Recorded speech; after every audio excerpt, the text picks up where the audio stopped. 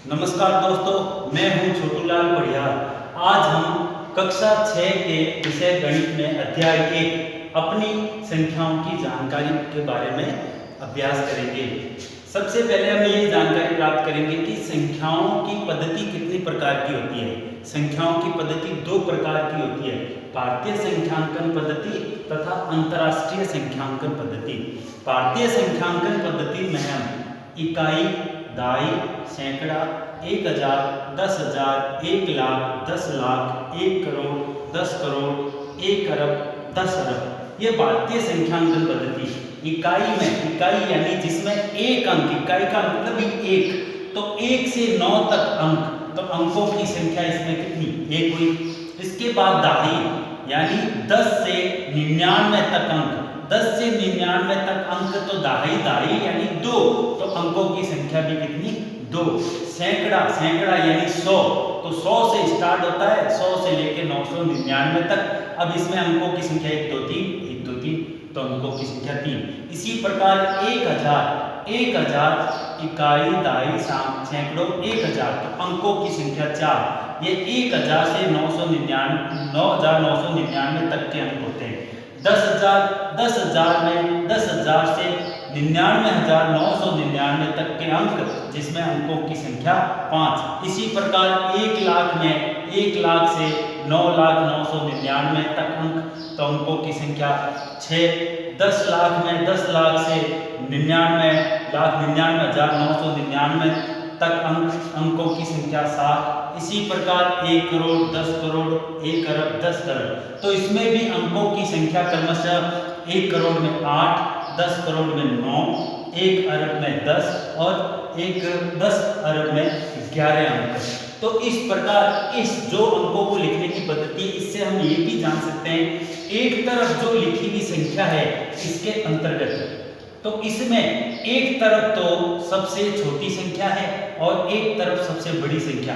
अगर आपसे प्रश्न पूछा जाए कि एक अंकों की सबसे छोटी संख्या, तो 1, और एक अंकों की सबसे बड़ी संख्या 9। इसी प्रकार 2 अंकों की सबसे बड़ी संख्या 99 और सबसे छोटी संख्या 10।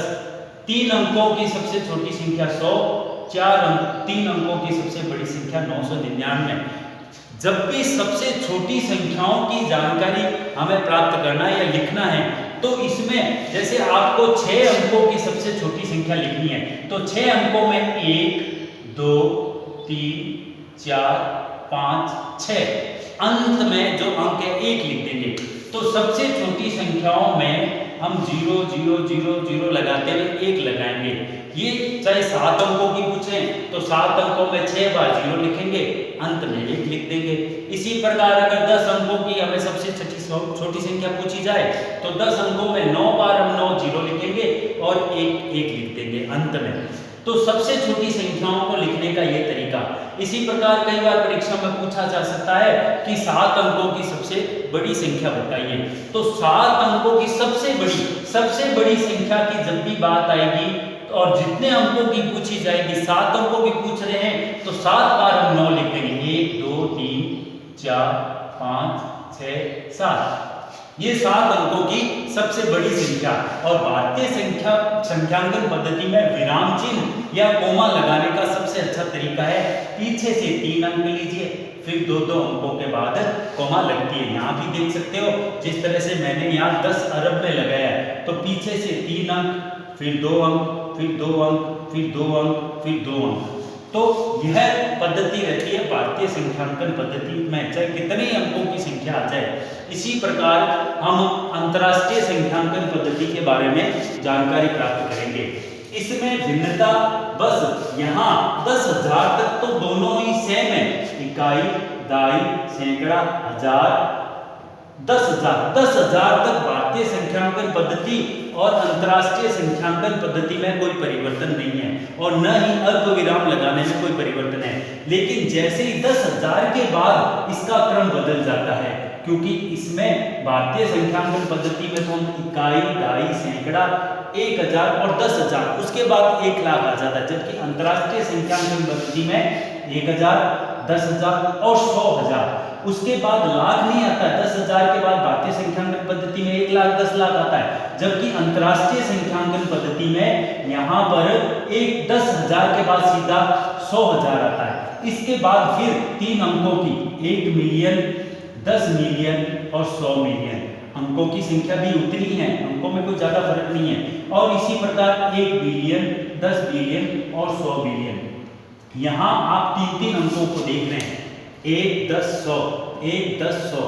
यहाँ 2 अंकों में भी आता था केवल 1,000 10,000, 1 लाख 10 लाख, 1 लाख 1 करोड़ 10 करोड़, लेकिन यहाँ पर 3 अंकों का ग्रुप आ रहा है। तो इसका मतलब है कि अंतरराष्ट्रीय संख्यांकन पद्धति को जब भी हम लिखेंगे तो अल्प विराम लगाने की जो तकनीक है उसमें केवल हम मान लो जिस तरह से मैंने ये कोई अंक लिख दिया और इसमें हमें अल्प विराम लगाना है। भारतीय संख्यांकन पद्धति का तो तरीका है पहले 3 के बाद, फिर 2 के बाद, फिर 2 के बाद, फिर 2 के बाद, लेकिन अंतरराष्ट्रीय संख्यांकन पद्धति में इकाई, दाई, सैकड़ा 3 अंक, फिर 1,000, 10,000, 100,000, फिर 3 अंक, फिर 1 मिलियन, 10 मिलियन, 100 मिलियन, फिर आगे भी हो तो 1 बिलियन, 10 बिलियन और 100 बिलियन।